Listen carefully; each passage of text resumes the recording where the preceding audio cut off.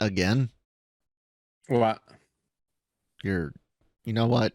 Hold on one second. I mean, again. Just hold on one second. I'll be right back. Oh, nah, don't come on with your garbage, man. Hold on.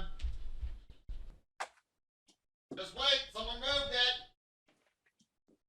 it. Yeah, it's in a trash can somewhere, hopefully. I'm sick of your shit. Ah, come on.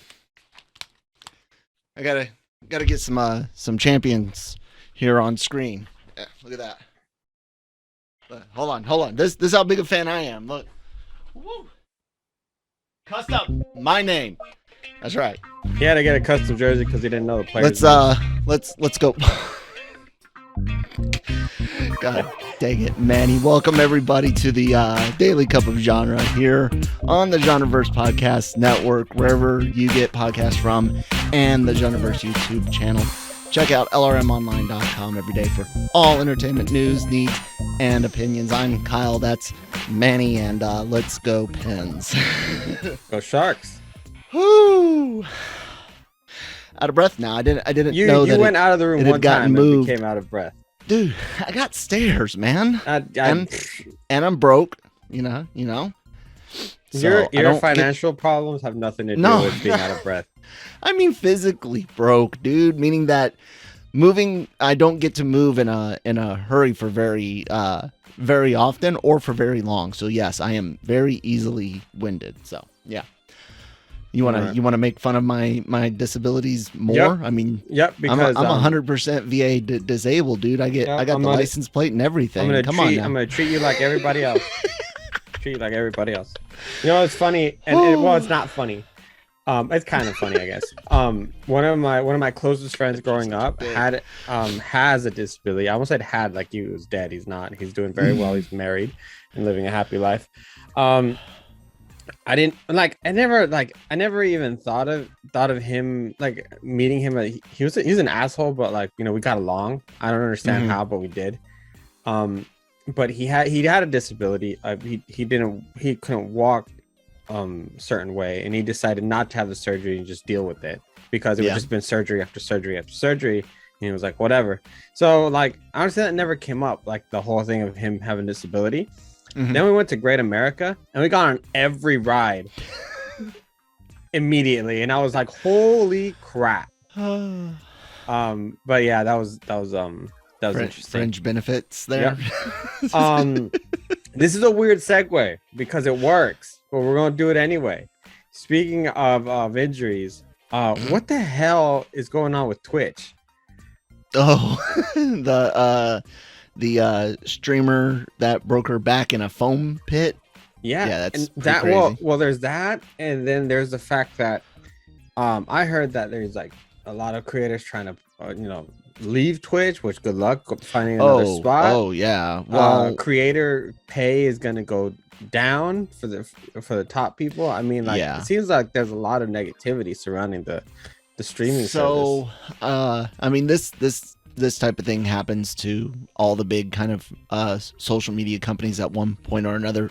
They start looking at changing a model that people are used to, and that includes and guys, I'm not wholly briefed on this. I mean, most of my news on Twitch will come from the Trash Taste podcast talking about anything, or the guys on that, or something from Linus Tech Tips, the WAN show, Tech Link, one of those, like, tech channels that Linus has going on.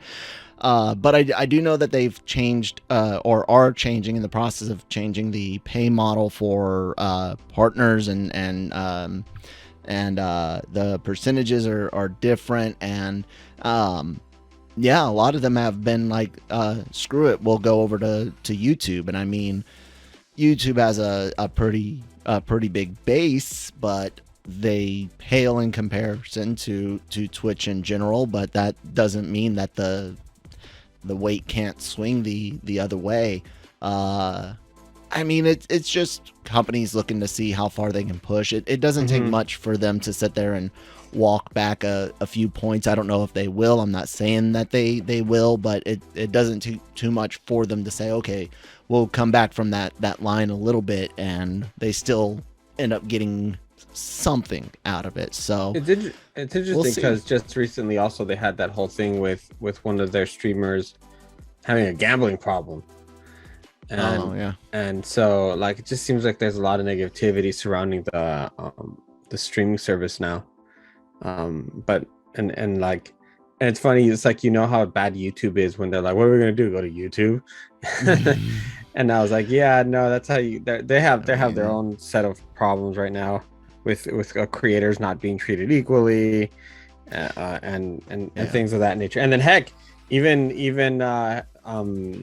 us, even though this video is being posted on YouTube, you know, sometimes we have content that's been sent directly from the source and please post this, and then YouTube goes no. So that was one of the things I wanted to ask you about. The other thing that I was really curious about is I saw you and Jonesy talking about it. I think it was yesterday, maybe it was the day before, maybe it was wrong, but Call of Duty. Oh yeah. And their like authentication process every time you want to play, and they want and I think this also dealt with Overwatch, if I'm not mistaken, because that's a free game, and Jonesy was like, thank God I didn't pay for anything. So one, don't take any tips or any ideas, tech stuff from any one source without bouncing it off of others. But in general, phones are fairly insecure, especially stuff sent over the air. Okay, depending on if you're on public Wi-Fi, how secure is your home Wi-Fi? Even having your phone on a personal Wi-Fi might still not be the most secure way to do things. So having two-way or two method verification, I'm forgetting the proper term right now, but having double verification authentication to log into certain things is, on the surface, seems really secure, but when you start realizing how much stuff can be pulled out of the air like that, like we just said, it starts becoming an issue. And not only that, but you have international things to consider. You have U.S., in Jonesy's case, U.S. Service members who have U.S.-based accounts and phone numbers that might be turned off while they're overseas, and they don't necessarily have the method nor the necessity to get an overseas phone number, or they get a work one and they don't need a private one. And it becomes this whole issue of limiting your player base and needlessly all in the relative veil of security and potential anti cheating. It's a bit crazy. It is. Yeah, it's just modern warfare. Like, and honestly, I hate the two-way authentication on a lot of things. I have it at work, which is fine. Whatever, the two-step. Thank you. Yeah, there's the proper word. And you know what's funny is I haven't played Call of Duty for about a year now, I think. And I was like, oh, I might just get right back into it, and because I'll get a PS5 soon. But this, I was like, yeah, I don't want to do it. It's kind of like when you go to a gas station and for whatever the reason the pump doesn't work very well, and then they're like, see cashier, and you're like, nah, I'm just gonna go to another gas station. Sorry, man. This is the same thing.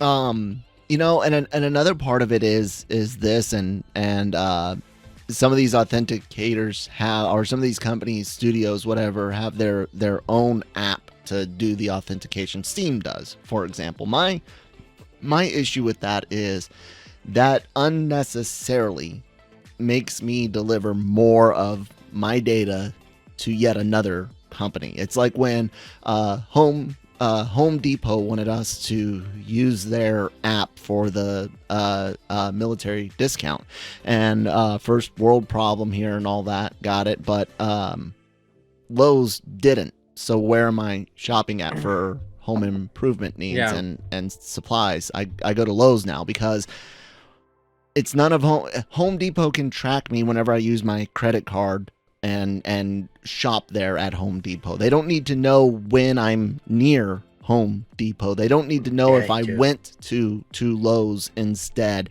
And that's unnecessary. I get it. In order to live in today's world, I have to give up certain amounts of privacy and expectations to my data and habits. That's just all the data. It's just a function, right? Yep. But I shouldn't have to do the same for companies that really Don't need it. really don't freaking need it, especially in the grand context of things. So with other game studios wanting to do similar, like you don't need to know how often I log on to Steam. What you need to be concerned about is whether I'm logging on to your crap at all, and you can see that via my account logging on. Let me ask you a kind of a controversial question, since here we do. We're hot take we time. consider ourselves capitalist pigs, right? Yes. At what point do we use this kind of like it's like a treasure trove of information, especially from, like, if you're talking like Amazon, Facebook, Meta, whatever you want to call it now. At what point does, like, the government start saying, like, hey, you need to kick back some money for all this data that you're collecting? Never. And that's the problem. Like I had just said, because we're in a time, because it's almost a natural, it's almost a resource now at this point. Yes. Like, yes. And they make so much money off of it. They absolutely do, but we won't ever get a dime of it because before this idea even became a thing, they're so rooted into the everyday life of things that there's no way to touch them. And anything that the government tries to do will be very, very, very minimal, and it will never include giving people money for their data. It will be limiting the data or data sharing in some form or fashion, which won't really work.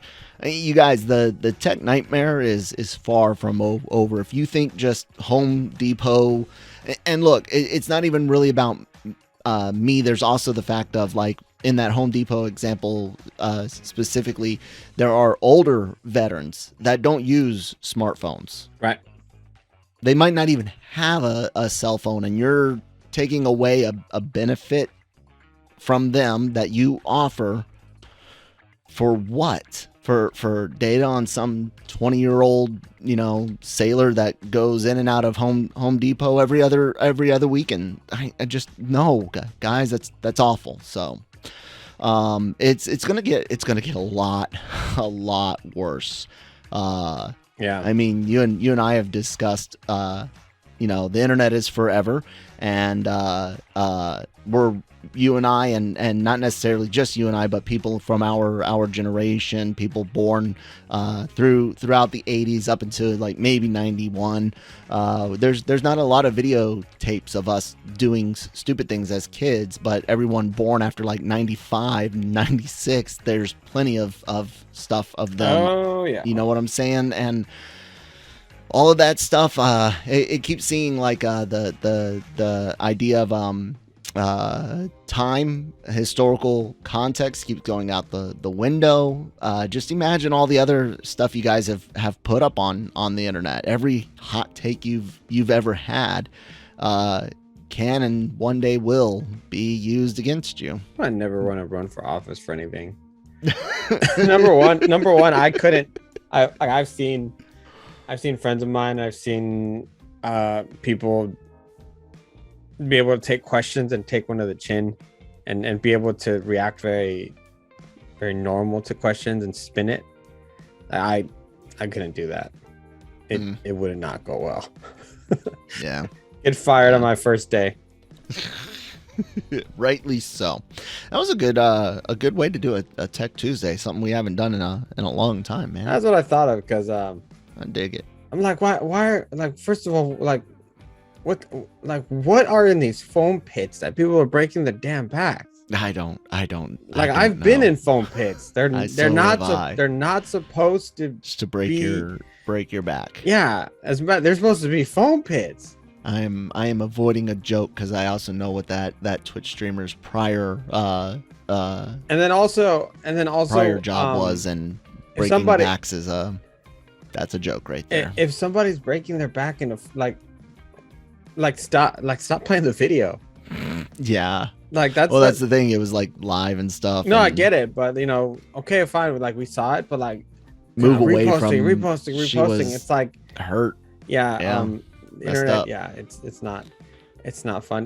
Just a quick note. I don't know if you've been following this, but actually, you know what? We might have to go back to it because I don't necessarily have the name. Okay, no, I do have it. So, did you hear about the chess guy who's supposedly cheating? Yeah, is that the one with the thing up his butt? Supposedly, like allegedly. Yeah, allegedly. Yeah, I heard about that a bit ago. So the whole thing, it was like he had confessed to another player of cheating in the past. Yes. There's no proof that he actually cheated currently. Right. But my point to it all is that he competed recently in another game and another tournament, and they completely wanded him before the game. Like, this is fucking chess, man. Oh, sorry.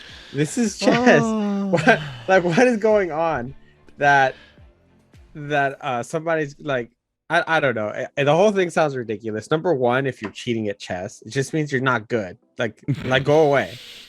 And if you're not, I mean, if you cheat at anything, really, unless it's like a one-player game and you're just having fun on GTA or something like that, yeah, cheating in competition is that's lame. Yeah, that's lame. And the thing is, like, the site was like, yeah, these are irregular moves. He can't be this good. It's like, well, what if he is? Like, I mean, just playing devil's advocate. I guess some of the controversy comes from the guy he beat in a tournament is sponsored by the site. So, and it was like a new big deal. So like him losing was not a good thing. Not good for business. Yeah. But like it's chess, like relax. It's like teaching. Sorry, go ahead. No, you go ahead. I was gonna say, I don't know the ages of everyone involved in all of this. I know the guy accused of cheating is relatively young, but I do know that a lot of youth really seem to struggle with the idea of losing, and I know lots of kids always struggled with the idea of losing. You have to teach your kid how to be a good loser and a good winner, you know. But I feel more and more aren't necessarily getting that lesson in life. Lucas has been struggling with that. You know, there's a time when you're teaching your kids how to play games, or you do let them win, and then you go from just letting them win to making it easier for them to win, and then you go from making it easier to win to kind of playing neutral against them, and then you start beating their ass, you know, because that's what happens when they reach, you know, that preteen teenage year. Exactly. So he's in that stage where I'm playing pretty neutrally if we're playing something against each other, and it's about teaching him how to lose, because that goes to things like Call of Duty games and things like that. However, there is one really strange element to it all, Manny, and that is the esports realm. While it becomes harder to cheat at like actual tournaments and things like that, getting the visibility early on in your career and getting picked up by a team or something, that is where I can see some using the excuse of cheating, but then you never get the skills to actually get good enough, you know. Yeah, like now you're reliant on the cheat. Really, cheat to help you. It's not good, guys. Get what do you youngsters say? Get good. Oh wow, don't do that. Please don't date me with your. No, not you. That was to the audience. No, I know, but like like you saying it that way like pairs me with you and makes it feel like I'm involved in some of the things. Oh no, you're in this. You dragged me down last you're week. wearing I'm dragging jersey. you down this week. I'm just hey, we beat your ass in the Stanley Cup. Just gotta accept it. It's okay. It's okay. Anyways, I do want to carry on from this to a possible win for LRM's track record via Star Wars rumors and leaks and stuff like that. So a long time ago, not in a galaxy so far away, we had heard and thought we could verify that Ezra Bridger and Grand Admiral Thrawn would be cast would be played by Mena Musad and Lars Mikkelsen respectively. Yeah, it didn't work out. So the Mena Musad did not work out. Ezra Bridger is being played by I'm sorry, I missed his. I just had it. I can't even pronounce Iman Esfandi. Sorry, Esfandi. Iman Esfandi. Actually got the cast for Ezra Bridger, but we had still heard the cartoon voice actor Lars Mikkelsen would still be playing. Now, guys, this is a weird business. Sometimes you're right. Your information is right. Sometimes it's not. This turned out to be one of those where we may end up batting 500, which really isn't that bad when you think of it. But a leaker at Christopher M is saying that looks like on Twitter, looks like Ahsoka has indeed hired Lars Mikkelsen to play Thrawn in the series and will have his traditional white uniform in the streaming series. Mikkelsen has been rumored for ages and previously voiced the character on Star Wars Rebels, like I said. Jordan Mason, friend of the site in the way that you're business friends, like you guys have similar interests and have said hey to each other, that type. But Jordan and us have bounced things back and forth, and he quote tweeted this and said there you go, seemingly kind of giving it a bit of some backing from a more reliable source. But this also comes after earlier this year, Jordan said, no, it's not going to be Mikkelsen. So we don't know, guys. We don't know. We are hoping that our information turned out to be right. Mena Musad did send in a cast tape, self-tape, I think it's called, or something like that, trying out for the Ezra Bridger role, but we're not quite sure how his name came up, if that was it. Like I said, it's a weird business. It's not our bread and butter. If you guys notice, we haven't really been dealing in a lot of leaks for a while. It was just one of those things that we happened on. So I don't know. It'd be nice to get that. We got Cad Bane right with Book of Boba Fett. So I don't know. What do you think? I think you guys are just a bunch of nerds. It doesn't matter. Get bent. Like sometimes it works out, sometimes it doesn't. In this exactly. case it didn't. Yep.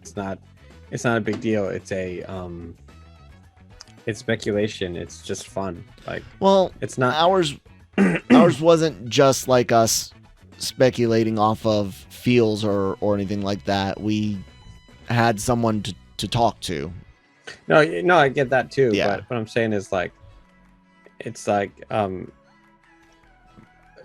while the end game is always the show or the movie, at the end of the day also, it's about enjoying the anticipation of the product coming out.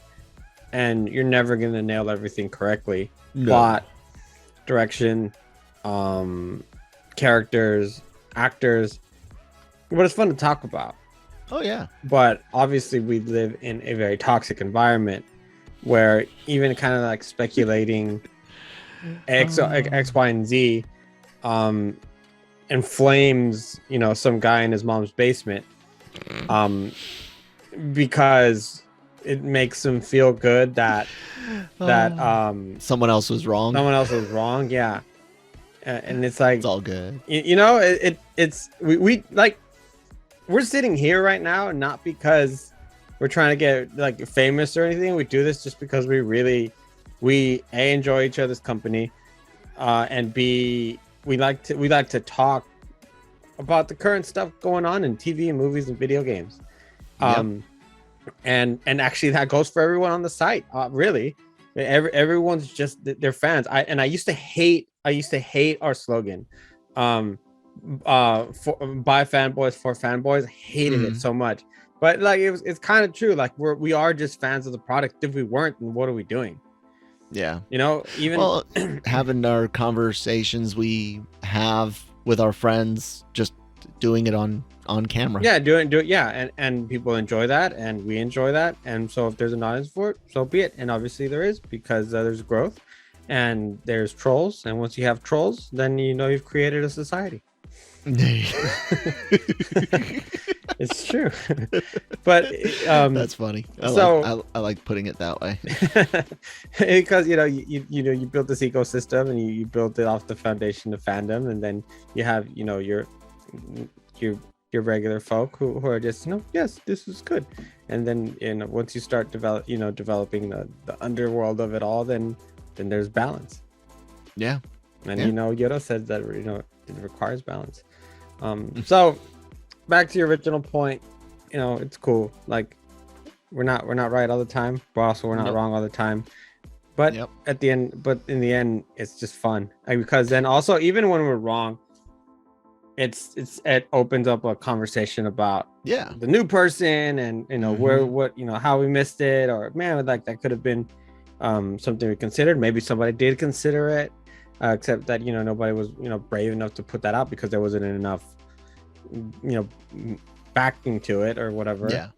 I always like because us here on this level, we never spoke to the source, not Cam, not myself, not Manny, to any sources that I'm aware of. That's all. There's layers, because there's a person working that's got a job that you don't necessarily want them to lose their job. But I always like to try to see as much of the behind the scenes workings as I possibly can, because I'm always curious about, because I don't want to say most people just make things up. I want to give the benefit of the doubt to as many YouTubers, leakers, social media leakers that I can.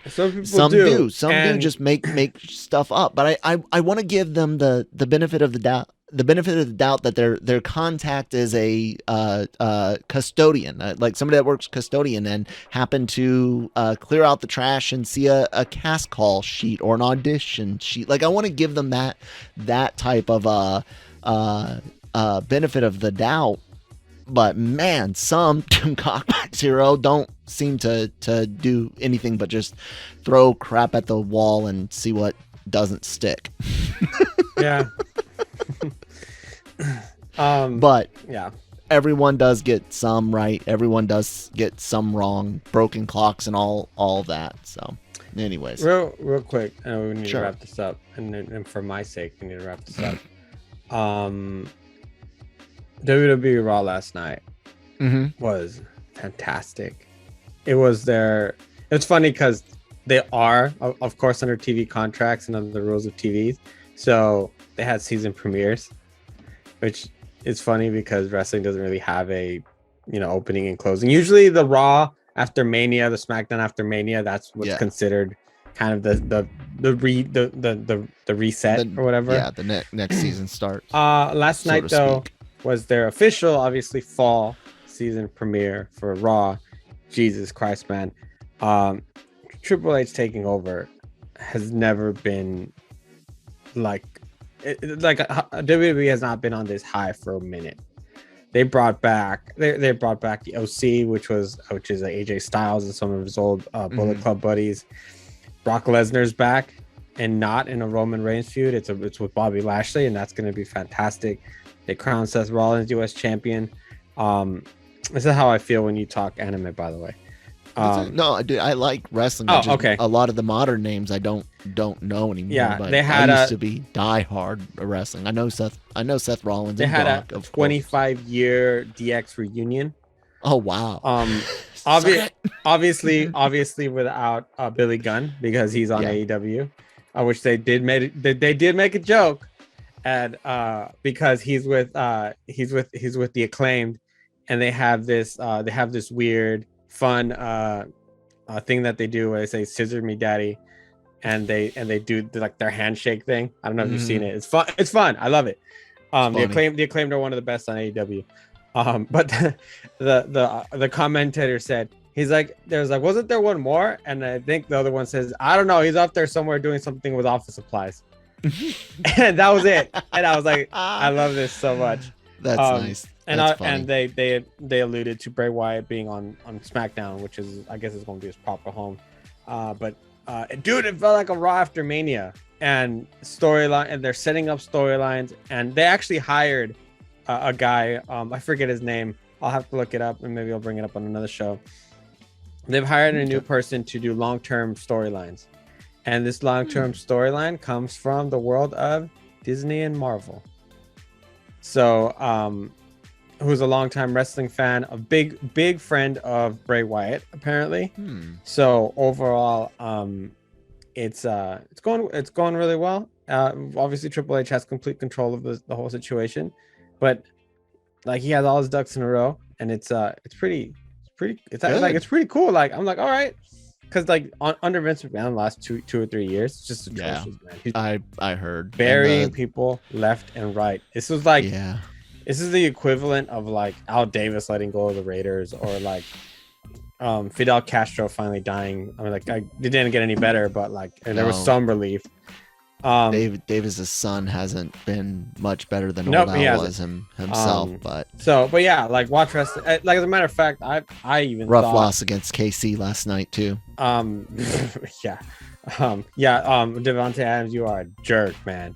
There's no, like, honestly, like, there's no reason you need to be pushing any cameraman down. Those are my people, because like that, like, honestly, you push down a cameraman, like Manny's getting defensive.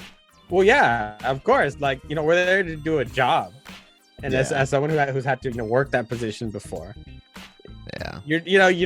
that's not cool. First of all, that equipment's expensive, and you know that's bad. So all right, and then lastly, I know we got to wrap up, but I just got an email, because you're the one that said it.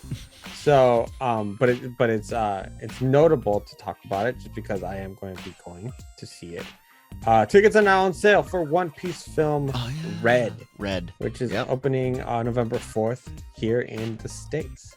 So go and get your tickets, because anime in theaters is good money nowadays. Yep, indeed it is. Do it, senpai. Yep. All right, everyone, check out the rest of the Genreverse YouTube channel and podcast network, wherever you get those podcasts from. Great podcasts such as Marvel Multiverse Mayhem, covering She-Hulk, the Cantina doing Andor. Anime-Versal Reviews is starting their Chainsaw Man reviews. I hope to get it up tonight. I hope to get the video and review up tonight. However, that depends on what time Brian can record. However, we will have the AVR squared. There you go. Have the AVR squared reaction up for you guys shortly after the episode airs. So be subscribed. All sorts of great stuff. All goes up on your all the podcasts that aren't, you know, video reactions go up on all the big podcast apps like Google and Spotify, Stitcher. What am I missing? Apple. There you go, and more. And of course, check out lrmonline.com every day for all entertainment news, needs, and opinions. I've been Kyle. That's been Manny, and we are out of here. Bye.